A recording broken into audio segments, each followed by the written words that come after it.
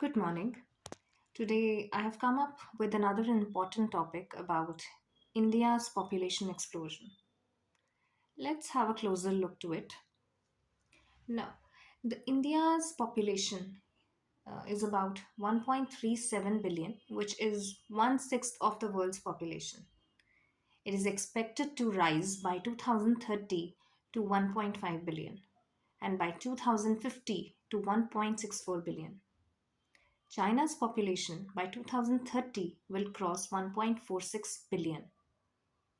Thus, it was assumed that by 2027, India will become world's most populated country, leaving behind China. In India, population explosion has always been an issue. Different governments have implemented different schemes to prevent population explosion. One such scheme was sterilization. As per UN report in 2011, India's share in world female sterilization has been 37%. Sterilization programs have given desired results. As in 1990, the fertility rate of 3.4 came to 2.2 in 2016, all thanks to sterilization processes. But forced mass sterilization was one of the most infamous incidents of the dark period of 21-month emergency in 1970s. After the forced family planning, the topic of population control became a political taboo. Now, this debate again brought to the limelight by Prime Minister Narendra Modi. In his 2020 Independence Day speech, Prime Minister Modi equated population control with patriotism. Now, since independence, 35 bills on population control have been presented in Parliament, but none reached the voting stage. Even 75 years after the independence, India holds no central legislation to control family size. India, with 2.45% of global surface area and 4.4% of global water resources, India holds 16% of the world's population. And that is why, in such overpopulated country, population control concerns are genuine. At global level, the rising human population at this pace is making other species extinct. As per the natural course of our planet, the rate of extinction is 1 per million species per year.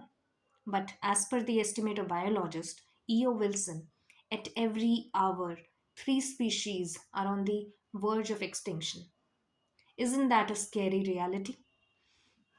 Now, this boom of global population is pushing Earth towards sixth mass extinction. This is why population explosion is debated internationally as well at present. Increased consumption of natural resources, demographic disaster are some of the scary consequences to it. But there is another reality that fertility rate is falling in many countries. As per the data of National Family Health Survey, the overpopulation issue is not a matter of concern anymore. Now, instead, now, does that mean that we don't need family planning schemes in India? Or demographic disaster is finally prevented? Is that so? Let's have a look to it.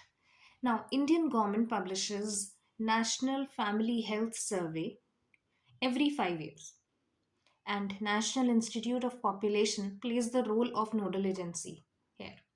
Now, this survey shows that for the first time in the history of Homo sapiens, fertility rate in India has fallen below its replacement level. Population scientists, uh, in order to keep the population under control, they give a threshold value, which is the total fertility rate. According to WHO definition, to replace the dying population, every childbearing woman should give birth to 2.1 children. If the fertility rate of a country is more than the total fertility rate, then there is growth of population. And if the fertility rate is less than the total fertility rate, then there is a decline in population.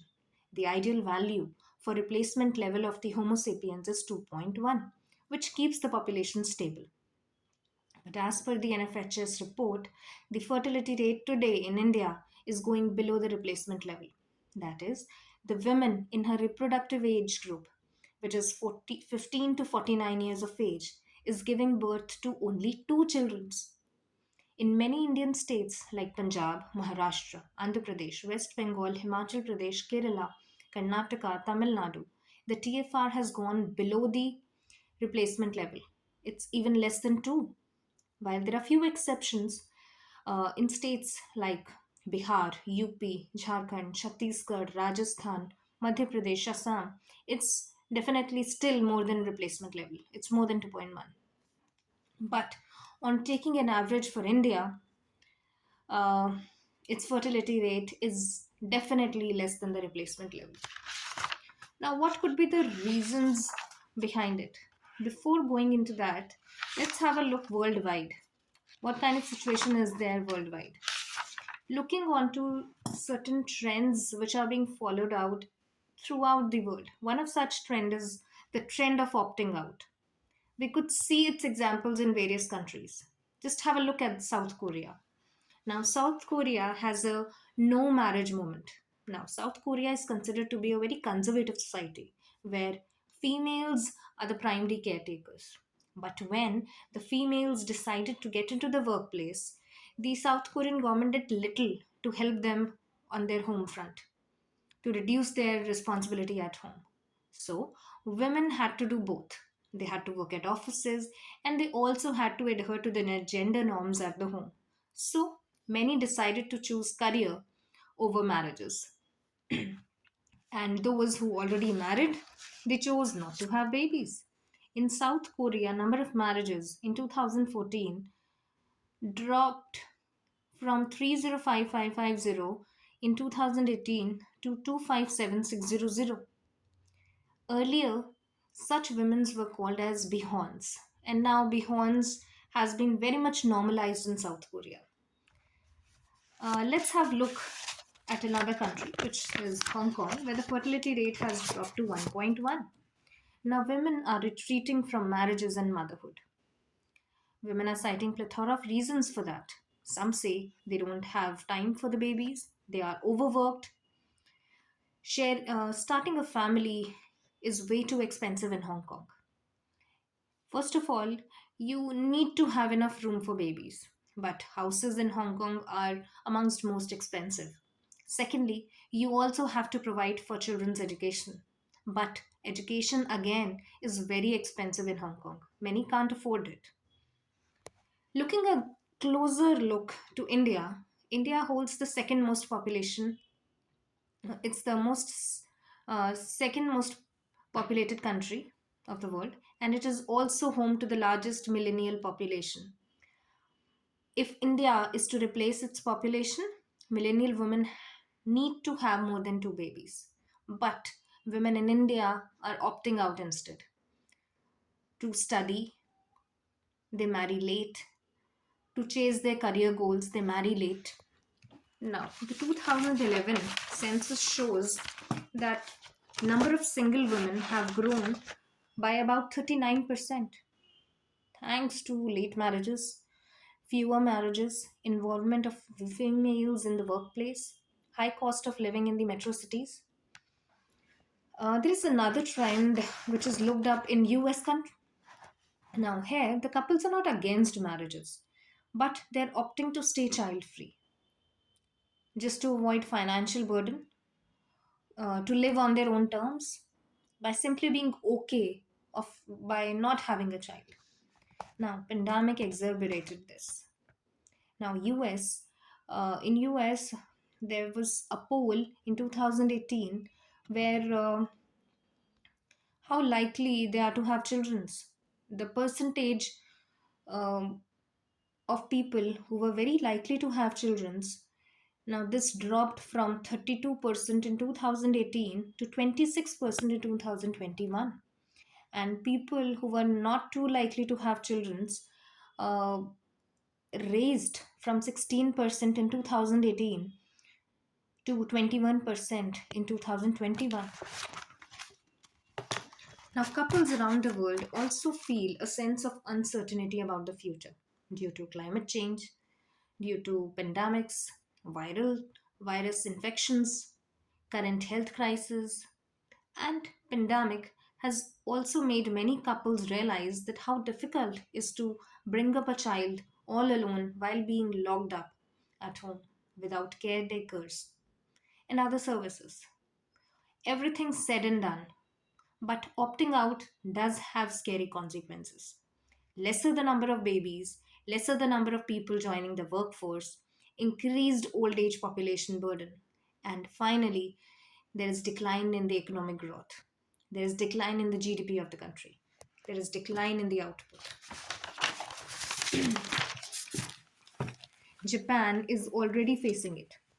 By estimates, by 2060, 4 out of 10 people in Japan will be 65 plus. By 2050, Japan's population will shrink from 126.5 million to 105.8 million. South Korea has now is now encouraging marriages at via dating apps at their workplaces. But is this the way we want to fight this problem? China is working at its best to fight the disastrous consequence of one child policy. Late in 1970s, China's one child policy came and it was rolled out in 1980s to limit the population growth. But in 2016, China came up with two child policy, and in 2021, China came up with three child policy. But is this number game making any kind of real difference? Is it encouraging couples to have more babies? Instead, what countries can actually do to promote marriages and childbirth, thereby raising the fertility rates of the country and heading towards the economic growth? Here is few things that a country should actually do. They should have more family friendly policies, better state run schools, make workplace more flexible for mothers, make childcare affordable, enhance maternity and paternity leaves, and finally acknowledging that having a child or not to have a child is a choice. I hope this session added a little value to your lives. If you liked the video, kindly subscribe to my channel and like the video. Thank you very much. I will continue to bring up more topics and discussions in future. Thank you.